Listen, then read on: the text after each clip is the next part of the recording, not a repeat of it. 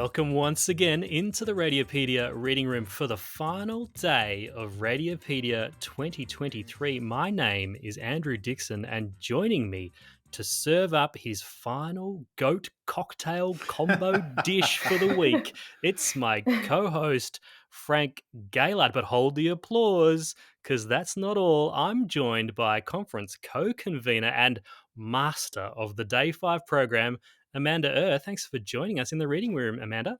Hello, thank you for having me. I'm super glad to be joining both of you today. I have to admit, most of the time I'm listening to the both of you whilst I'm doing my incline walk. So I'm running on the treadmill at the gym. So being part of today's recording is a pretty nice change of perspective. I'd love to be able to listen to podcasts while exercising. For me, the only way I can run on a treadmill is to watch some horrible action movies on Netflix or something, preferably featuring like robots or superheroes beating each other up. It'd be so much better to be able to use that time constructively, but I just can't do it. It feels like it takes forever to run half an hour. I mean, if you feel up to it, Amanda, if it makes you feel more comfortable, then feel free to stand up, jog around a little bit as we record this. I feel like you're going to hear a bit of a shortness of breath in me. I don't know about that. You're probably pretty fit. So this is the final day of Radiopaedia 2023. So much has happened over the first 4 days, even without reminiscing about the goats and cocktails that that Gaylard's brought to us. So it's been a tradition over the years to end the conference with a day of non-clinical content, a change of pace, a chance to reflect and develop beyond the black and white images. And this year, Amanda, you've really taken charge of planning much of the Day 5 content that everyone's going to see today. I have indeed done heaps of planning. Let's see, I'll be hosting the patient-centered experiences session, which is a bit of a passion project for myself on all things compassionate patient care. And it will feature, in my opinion, some really impactful talks by Sue Robbins, who is a patient herself, Alison Deslandes, a sonographer, and Naomi, a radiography professor. And on top of that session, I'm also involved in another one on how best to use Radiopaedia. So this is made of 3 extended panel discussions, which will help people get to know more about our site and be introduced to some of our other editorial board members, in addition to the common faces. So namely Vikas, Shah, Sonam, Vadera, and Derek Smith, who will discuss about exploring articles, followed by Frank, Leonardo, Lustosa, and Knipe talking about mastering cases. And finally, I will be joined by Jeremy Jones and Di Roberts to share about utilizing playlists. Yep. Also, if anyone listening is keen to contribute more to Radiopaedia, I personally think that this session on how best to use Radiopaedia will be your ultimate guide. It's going to be a great session. So there's that kind of those 3 primary things in Radiopaedia. There's cases, there's articles, and there's playlists, and it's how they interact, how you can get the most out of them. And so you're going to hear from some of our amazing editorial board members from literally all across the world in that session. Do you know it is Henry Knipe? The K is not silence, because a lot of people think it's meant to be like Henry Knipe. And Henry trained at my hospital, and I guess this is showing my age because I'd probably get fired for doing this now. But I wrote You'd get fired for doing a lot of things, mate. I wrote a small computer program that I put on all the computers in our department, so that whenever he typed the word Knipe, it would replace it with Henry. The K is not silent, Knipe. And he didn't notice for ages. So there are many reports out there that are signed off. God. Henry, the K is not silent, Knipe. Well, I've done that on our iPhone. I replaced the word just as a bit of a joke for our dog. Our dog's name is Pablo, and we just call her Pabs. And so if you type Pabs into the phone, it automatically replaces it with her full name, which is like Pablo Leone Honey Drew Dixon, the Wonder Dog. Wow, what a name! It's quite funny when you're trying to do it and then it comes up and you said, "Oh, I'll just send it. I couldn't be bothered deleting all that." One other thing that I'll be hosting on day 5 will be a topic that is incredibly important in this current day and age, and it's on women in radiology. So I'm very passionate about it because out of the 13 Radiopaedia executive editorial board members, I am the only female senior editor. And I really hope that these numbers will change to have more females over time. And so joining me in this session will be, in my opinion, the queens of the radiology world: Sally Ayesa, Christine Glastonbury, Christina Malamateniou, Emmeline Lee, Natalie Young, and Patricia Desmond. So I really hope that this session will be relatable, inspiring, and insightful for everyone, not just the women in radiology. Absolutely. And if there are any female members of the radiology community or the Radiopaedia community, we would really encourage you and welcome you to get involved in editing Radiopaedia articles, contributing cases, and then ultimately joining our editorial board and helping us to try and balance things up a little bit more.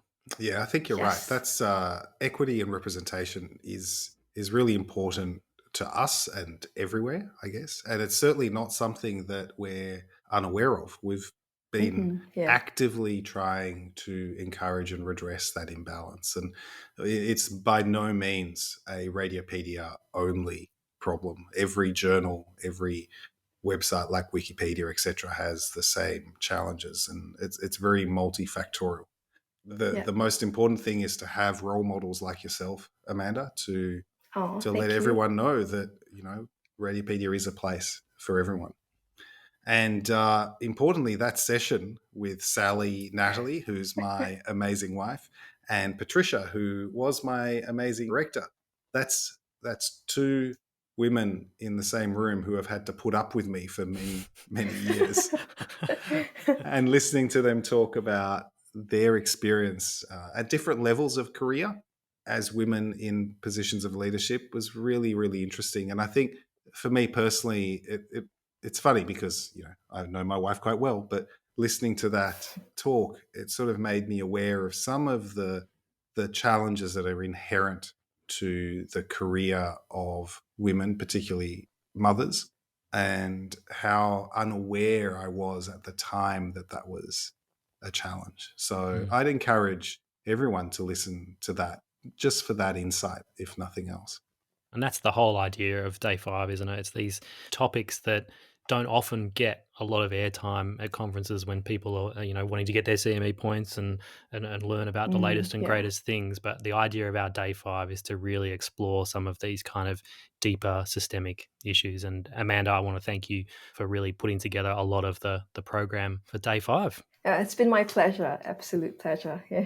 Instead of calling it Day 5 of Radiopaedia 2023, what about everyone just called it Amanda Day instead?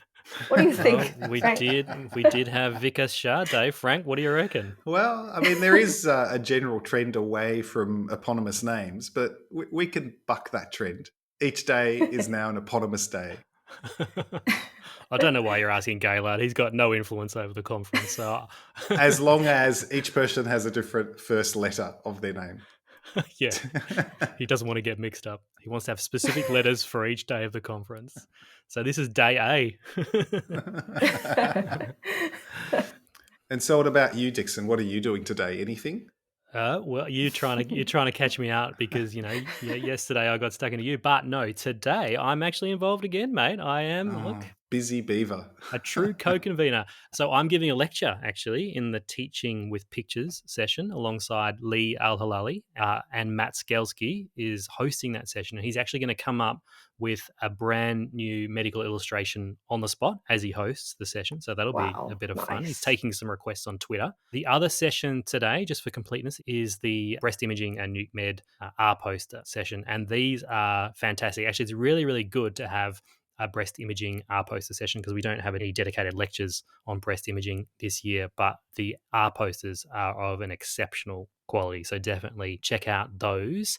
And then the other one is a technology update that's hosted by Andrew Murphy and includes 2 extended panel discussions, one with Dan Fascia and Matt Skalski about display screen technology. So lots of kind of cool geek stuff in that one.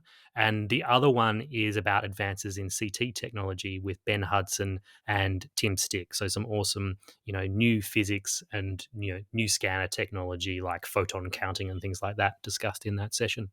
I love the variety of talks that we're getting for day 5. And what about the cocktail and mocktail of the day? Ah, yes, Amanda. You know that's the only reason fans are here. It's for the paired goats and cocktails. So the cocktail of today is a Smokey Old Fashioned. And this is another classic cocktail. In fact, it's so simple that it's barely a cocktail at all. Because all you really need are bourbon or rye whiskey, a cube of sugar, brown sugar, and a few dashes of Angostura bitters. But it's the smoky part that is really fun. If you want to add a smoky flavor to a cocktail, you've got a few options. You can add some liquid smoke that it's like you get in these little vials with an eyedropper, but it tastes like an ashtray. I want awful. Some flamboyant method, thank you. So the standard way, and for sensible folk, you would just get a spirit that is quite peaty, so that has a smoky flavor. So that's fine. But even better, you can get the same effect by using a blowtorch on a piece of wood. So you can buy yourself online like half a stave from a bourbon barrel that's made of French oak. And then with a butane torch, you burn a spot on it until it starts to like a proper flame. Yep. And once it's going a bit, you turn your glass over the top of it upside down, and the flame will go out and it'll start to smoke and fill the glass up with smoke. That looks great. And while you're doing that, you can mix your drink. So you just put in your bourbon and your sugar and you muddle it together and you stir in some ice.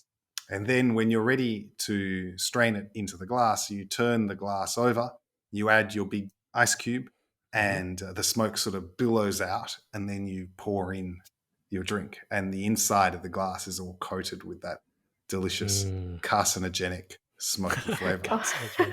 And Radiopaedia takes no responsibility for any burns obtained in the creation of your Smokey Old Fashioned for you to enjoy day 5 of the conference. And what about a mocktail version, Gayla? Do you got one of those? Well, it's pretty hard to make a mocktail of a drink that's almost entirely bourbon. But from a look point of view, you can replace the bourbon or whiskey with iced tea. And actually, I think iced tea with a bit of sugar and a smoky flavor would be pretty delicious. That's what they use in movies when people appear to be drinking whiskey. It's usually tea. So that would work fine. I once tried a Smokey Old Fashioned, and I feel like it was just that smoky flavor that came through for me. So I think even in the mocktail version, maybe just adding tons of liquid smoke that would make it taste quite similar. You can just mix your drink in an ashtray if you want that, Snake. I'm very surprised that we had Amanda on for day 5 from Singapore, Frank, and you didn't go for, the gin-based Singapore sling. Ooh. Well, by the time I got to this day, I had to include a burning piece of wood and a butane torch. Now, each day of the conference, you've been sharing with us one little pet goat, a little pet goat to get off your chest. Surely you've been saving the best one for the final day, Gayla. This one has been marinated to perfection. Well, the last goat of the conference. That's a lot of pressure, Dixon. It is a lot of pressure. This needs to be special. And I've been spending more time thinking about this than I probably should. It's been hours of mulling over. Is this a good enough goat for Dixon for today? And I think actually I'm going to go a little bit meta with this goat because my complaint for today is about complaining.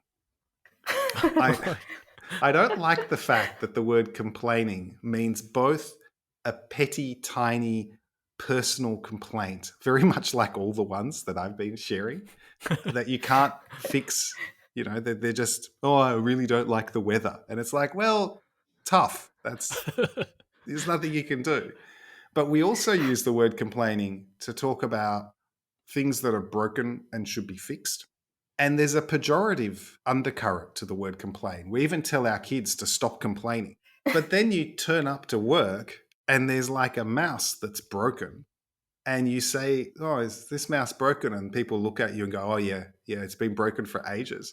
It's like, "Have you told anyone?" And they go, "No." And it's like, "Oh, you should complain about these things. These are things that you can fix." Right. And like a wonderful workplace doesn't occur because someone makes one or two big decisions. It happens because there are thousands of little improvements all along the way. Yes. And you can't make improvements unless people complain about them. But you don't want to be known as a complainer. So I would like to propose a separate word. I'd like to verbalize goat. So we should now have complaints that are very good things, and that's reserved for things that should be fixed and can be fixed. And then you have goating, which is where you're whinging and complaining about something that is petty and trivial, that only really affects you, and that most of the time can't be changed. And look, realistically, I know I goat a lot, but I only do that because I've been asked to on this podcast, and people are silly enough to listen to. That is not true. That's not true. Even when I stop recording, he still comes out with goats. All right. Well, Amanda, thank you very, very much for joining us in the reading room today and for putting together the Day 5 program and for being an amazing conference co-convener. Now, I did this with Vikas Shah on Day 3. I gave him the honour. I don't know if it's an honour, but I gave him the honour of reading out this next little bit. So if you can read, I've got it on the sheet here. If you can read this, how can people get in contact with us? You got to do it better than Gaylord does it every week. How can people get in contact with us, Amanda? Oh, okay. I'm going to try. But before that, thank you so much for having me on the reading room today. Okay, let's dive right in. So we are at Radiopaedia on Twitter and Instagram, as well as at Frank Gellard, at Dr. Andrew Dixon, and at Amanda on Twitter. You can also email us at podcast@radiopaedia.org with any ideas and feedback you've got. How was that? Awesome. Very good. You can do it every week. I've had auditions from 2 people this week, and both are going to be perfect replacements for Frank. Ooh. How do you go with goats, Amanda? Can you deliver a goat every week as well? And remember that registrations for the conference will close at the end of today, or you might actually sneak in tomorrow. So, but the point is that they are closing very, very soon. So jump to it and register if you haven't already. Your support makes it possible for the conference to be accessible in 125 low and middle income countries for free. And what else can people do to help out Frank? I'll let Frank do this one. And you can, of course, also help us out by leaving a 5-star review in the podcast app of your choosing. That is Day 5 episode finished. 5. Everybody should go out and enjoy the wonders of Day 5. Learn a bit of geeky CT technology. Learn about women in radiology. Learn about how to use Radiopaedia and learn about how to teach with pictures. I hope you've enjoyed the conference as much as we've enjoyed bringing it to you. Amanda, thank you very much. And I want to thank Vikas Shah, who was with us on Day 3 as well. Thank you to Vikas again. And I've got to give a special shout out to Andrew Murphy, who not only helps in the background with the conference on every single part that you see, but he also helps out with the podcast. So he'll definitely be listening to this. So thank you to Murph. And we'll catch you all again sometime soon. And it's going to be like a week and a little bit before you hear us again in the reading room. Stay rad, everyone. Stay rad. Enjoy Day 5. Stay rad. Yeah, enjoy Day 5. Thank you very much for attending the conference. And we'll see you at Radiopaedia 2024. See ya. Bye.